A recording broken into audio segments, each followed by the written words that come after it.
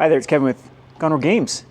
Zach has done some improvements. He wanted to show me some stuff, so I'm saying, right, it's been forever since we've done a tour of the store, so we might as well do a tour of the store, walking around here and show us some of the improvements we've been making to the store little by little. Like, we've had this store forever, but this is one of the cool things about just owning a store with your buddy, is that you can keep things kind of simple and casual, and that's the way we like it. I know there's other stores that have bigger overhead and more drive than we do and whatnot, but this is home. Like, every time I feel like we should get a bigger store, I'd get just super, super homesick, because this place is just, it's just cool. It's cool for what we've been able to create. So, Zach wanted to show me something, so I thought, hey, let's show YouTube. There's our security camera. Hi, security camera.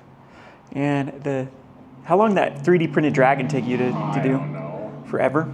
There was a cooler dragon up here, and I'm still very salty about it because Zach made it out of styrofoam. Is that what it's made out of? Oh, foam and clay. Foam and clay, and then someone like hung on it. No, you ran into it 3 times. How? Okay, Zach, there's no way you can run into it. No, it was like right. It was, but it would take effort to run in. Yeah, they hung on it. They were touching it. No, I watched the video, like, I saw it on. Okay. Yeah. Okay. So I made him replace it, so he 3D printed it. So not as cool as the other one, but That's Rayquaza. That's Rayquaza's shiny form. you can't say that, then you'll get in trouble. Why? Crap. So we've been slowly, like, one of the things that we've been trying to make the store a little more classy is by putting these posters that Wiz the Coast puts in actual frames. So I'm thinking it's looking a lot better here. Yeah, looks a lot better with frames. You guys will have to tell me what you think about these frames. I mean, this is what we used to have, just a bunch of these posters. I'm gonna rip this down too, because I think these things are kind of trashy looking. But we got really old school stuff here. This is from a Garuk from what, like 2015? Yeah, that was from the old shop, wasn't it? Yeah. Yeah. And then we got these Ixalan posters. We got an old school Ixalan. This is funny too, because Wiz the Coast hates these things. Like, to apply for premium store, they make you take this stuff down because they don't like having the older Magic. They want you to promote only the newer stuff. But I mean, this is what's so cool, is it shows you the store's been around forever. Like, we've been around since Ixalan. Like, we did the pre-release for it. And so it shows we're gonna be here. We're not gonna try to make a buck and crash and leave. So we're here for the long term. You know, I'm planning on running this store until Zach dies. So Until Bruce dies. so we're good for a while. And again, it's slow little improvements that we've just been adding day to day. So what is Walt Disney's little saying? Keep moving forward. That's what we're trying to do here. So yeah, we'll give a little bit of tour. What do we have a little, I made Zach get this thing too. I'm gonna go check this out. Oh yeah, there we go. So I made him put this up. So, you know, one of the things we've never really done here, we haven't really promoted the store. There's a little bit of issues for that. How do I describe this without sounding pretentious? Of kind of our goals here with Gonro Games. Well, yeah, we got the tree. So, how do I explain this? How do I explain, like, Zach and my goal? We kind of started this store on a whim. Not really a whim.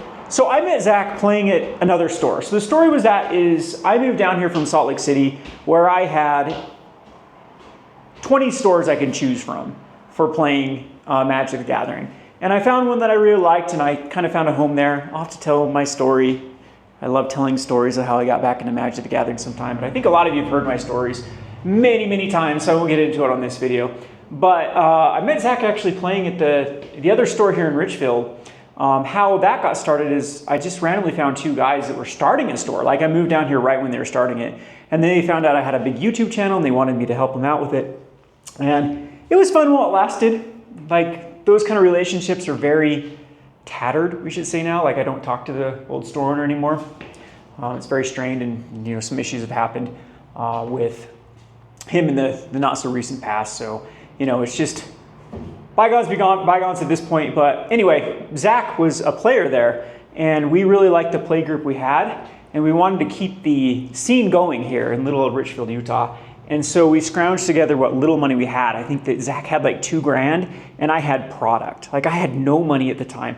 What I had been doing is I've been working for Cool Stuff Inc., doing videos for them. And instead of taking money they were allowing me to turn my money into store credit, and I'd wait for sales from Cool Stuff Inc., and then I'd use my store credit for booster boxes. So that's how we started, is with, a little bit of money and a little bit of product. And if you go back to some of our old videos on the Rogue Deck Builder channel, you can see we just had a shelf. We had a fridge. What do we have? A fridge and like a shelf of like 3 booster boxes. And we did have, Zach's collection of cards. He had quite a substantial amount from what he's been collecting over the years. And we did purchase some of the old store's inventory. Now, I still again, I don't want to get too salty about this, but there's been some bad history with that other store, and we gave them a good deal on buying some of their old inventory and kind of taking over the store because we wanted to keep like a good relationship with kind of the community. So I didn't want to feel like anyone got cheated or whatnot, but we gave them a way better deal than I think what they could have gotten with. And where I'm a little bit salty too is I worked there for 2 years and never got paid, never got anything for my efforts, even donated my entire collection to get that store going. So again, bygones be bygones, I'm not going to complain too much about the old store, but that's how we got it started, is under those kind of circumstances. And at first this store, we just wanted to keep the standard Friday Night Magic going. And basically throughout the week didn't really have a lot of people coming in except for Fridays. And so what was I was still working for Cool Stuff at the time. Zach was working on oil, right? No, or you quit. That. You were working at a gas station. No, I did Walmart. Walmart, that's right. Until I got the flu because I was working graveyards and here, and Yep. I got super sick. And I was a swim coach at the time too, so I couldn't come here until, 5:30. Yeah. So Zach would open the store at 3, and sometimes we'd even open the store later, like we're closed a few days. And it was just basically we just wanted to keep the scene going and to see if we could make it work. Now, I do not recommend that anyone starts a store like this. It was more like we said, a clubhouse at first, where it was just, we knew the players. We had nobody came into the store that didn't know we existed. So it was just people from the community that wanted to play Magic. We didn't even have any other games, no Pokemon. We had no Pokemon, no Yu-Gi-Oh! I think we had Dice Masters at the time because people like to play Dice Masters. Somebody forced it. Well, I liked it, but that's all we had.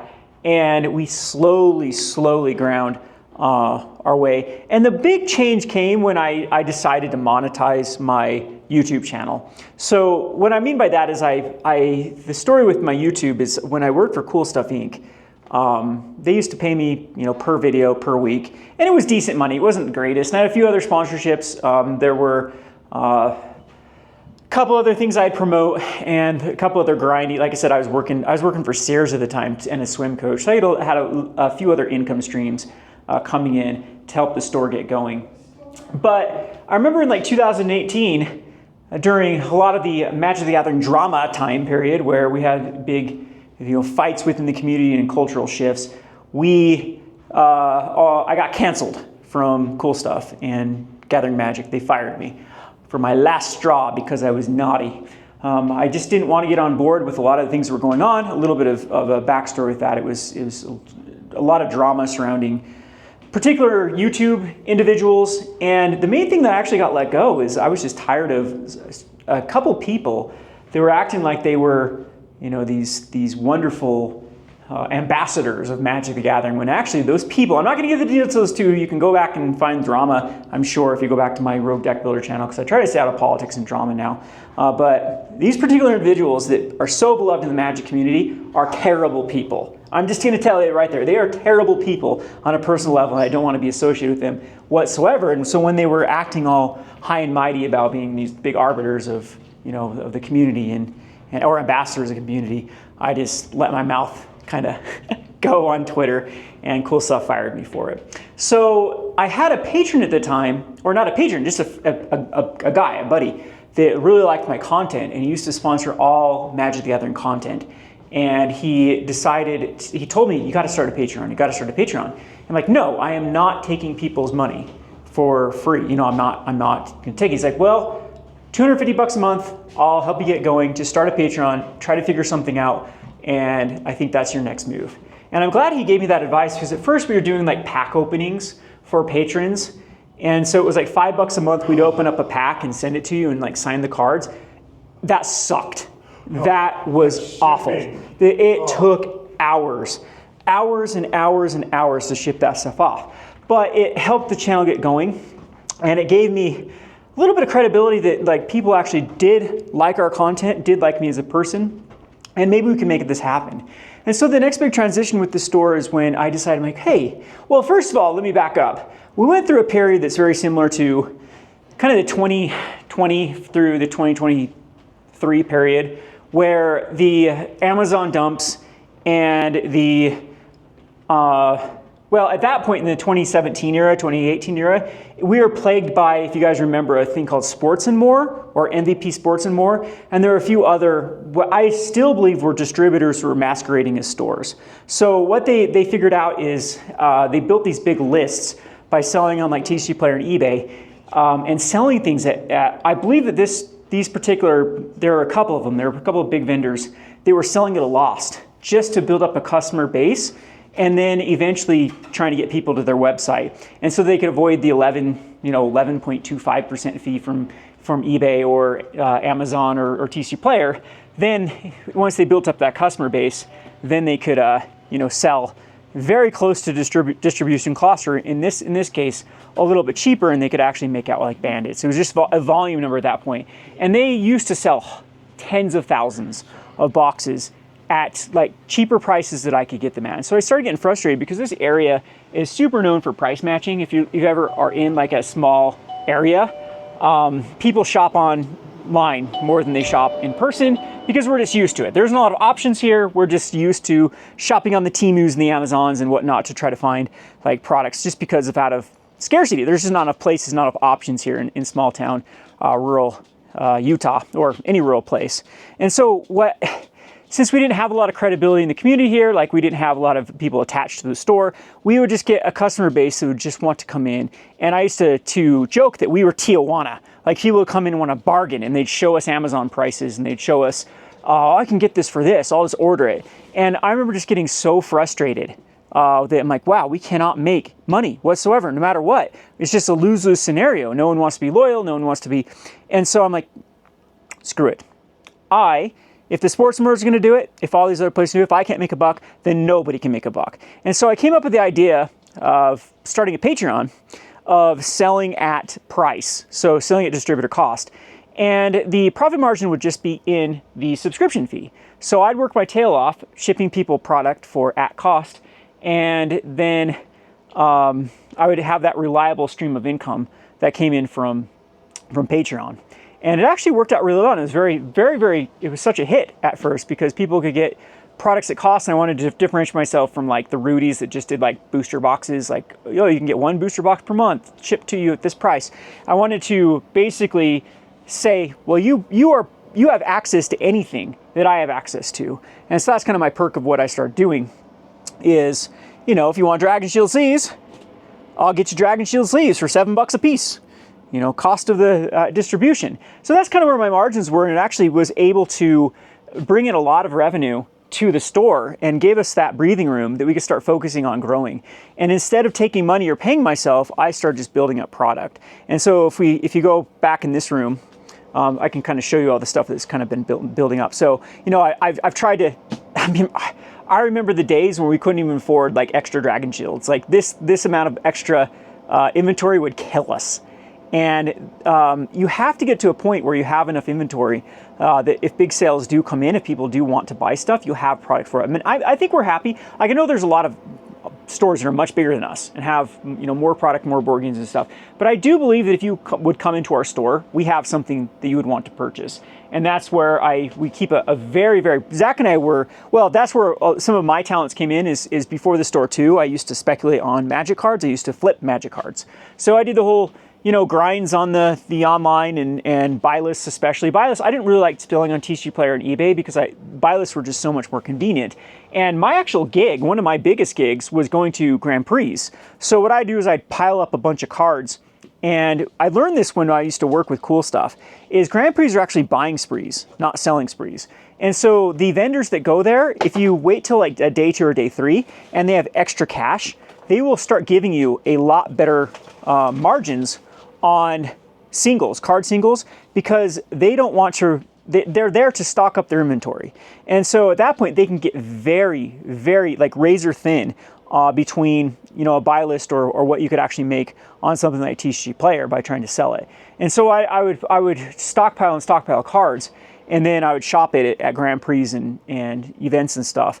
And you could actually, how I was actually doing it for the store too, is we were waiting and trading in for store credit and actually turning it into KMC sleeves and Dragon Shields. So I'd like stock up on these suckers and, you know, trade all the cards for that. So it was little like creative ways that was able to build up all this kind of inventory. And again, it was just two guys. There are definitely things that if I were to restart the business, I'd do more, you know, efficiently, more properly. But we had to kind of learn this as we went. And I'm very proud of what Zach and I have been able to do. And it's kind of a chaotic mess here. No employees, just lazy dogs. And sometimes I kind of get embarrassed. I'm like, oh man, this is kind of a ragtag little operation here. And, you know, going to these other beautiful stores that are very organized and super clean and super, and then I realize it's like, I like what we've been able to create. I really do. I like kind of the, what do you kids call it, the vibe here that we've established here at Gone Rogue Games. And just little by little learning this industry and figuring the ins and outs. And it's been such a pleasure to do it. So I know it's kind of cliche to say I finally found my little life calling. But ever since I was a kid, I've always just liked to, you know, buy and sell things. I used to sell candy out of my locker until I got almost expelled for it in middle school because we were being little dealers in our locker. We figured we could go to the Walmart and, you know, buy. Actually, we had a distribution place here, and we'd go and buy, you know, cases of candy bars and things and sell them out of the. So you could buy them for 25 cents a piece, and we'd sell them for like 50 cents a piece out of our locker. And we'd do that, and we'd sell it after school too. We'd go on the corner of the streets and sell candy and whatnot. So ever since a kid, I've kind of liked this little industry with buying and selling. But anyway, what was I talking about? Yeah, I was giving a little store a tour of the store, at least the hallway and stuff. But yeah, that's kind of our story here at Gone Rogue Games. Like I'll have to sit down and talk more about it because I do like sharing this with people. And you know, it's all about the adventure for life, and I got a lot of adventures coming up. I got some projects I definitely want to work on and see if they're viable. There are a lot of plans I'll talk about. I don't want to talk about it now and spoil it. But yeah, lots to come here. So we're not going anywhere here with Gone Rogue Games. Hopefully we'll be, you know, around for another 10 years. We've been here for about 10 years. And we'll keep learning and keep growing and keep figuring things out little by little. Just, yeah. What do you think, Buttons? What are we going to do? We're going to start a dog running business? That's what you want, right? But anyway, appreciate everyone that stuck around. This kind of channel that's so sporadic when I release stuff. We'll try to do better, get things going here and show you. Look, I'd like to know what you guys like as content. What if it's just more of this off the cuff? These are the videos that actually get the best views, which is crazy to me because every time I try to plan something that actually has like where I have a script or I've been thinking about things, it seems like everyone just clicks away. So if this is what people want, I'll just kind of give these daily logs. Maybe I'll show you some more of my life. Maybe we'll cook some pizza sometime or go find some rocks or what else do we do, Chloe? I don't know, but is the title going to be Kevin Tells His Life Story again? This is going to be Kevin Tells His Life Story for the 7th millionth time and bug Zach because he's heard it all. And he has to hear me tell the same stories to like 15 people. Yep. So no offense. So he's getting sick of it. It's carbon fiber. Carbon fiber? Well, it's just the print code on it. Zach will have to do a video telling his life story and his little 3D printing little... He's got a cool little story with how he got started in 3D printing too. And some of the things we've been able to do with the 3D printers. Man, we've come a long way with this stupid place. We do need a bigger store, but like I said, it's like people always say, well, we should do this, you know, scale it. Oh man, we're at the point that if we were to scale it anymore, there's some big leaps we'd have to take. So, you know, I've been watching some of these other channels that, was it like RNG Games, and watching his journey of going from like hustling it by himself. Now he's like, what, 4 employees? And I respect the grind. I respect that he's making a lot more money now. But at the same time, like there's a trade-off. There's a trade-off with like living your life and being able to experience, I mean, it sounds like such a romantic here, but being able to experience, being able to take a trip to Ukraine rather than having to worry about your business. And I've got this business at the point that I mean, it's definitely not autopilot, but it's definitely to the point that it's like, it's making decent money for two people to live on and be happy and still be able to enjoy, the things in life. Of course, there are some headaches, there are some struggles, there are some, it'd be nice to have hundreds of thousands of dollars in the bank and, have this whole thing and really scale it. But at what point is it worth it? And again, maybe I'll get there at some point. Maybe I'll definitely get my big boy pants on and start scaling and start doing, hire an employee. Like all that stuff just seems like such a massive headache to deal with. And I just don't feel like babysitting someone all day and whatnot. But the problem with all of that is it's too hard for me to have employees. If I can't get somebody to do something, I just push you out of the way, right? Yeah, pretty much. I mean, we're both pretty independent people too. And it's just like my biggest pet peeve in life is trying to micromanage someone. Anyway, now we're over 20 minutes of me just rambling. What do you guys want to see on this channel? What kind of topics do you want me to talk about? And maybe we will, figure things out. It's been Kevin with Gone Over Games. Thanks for watching.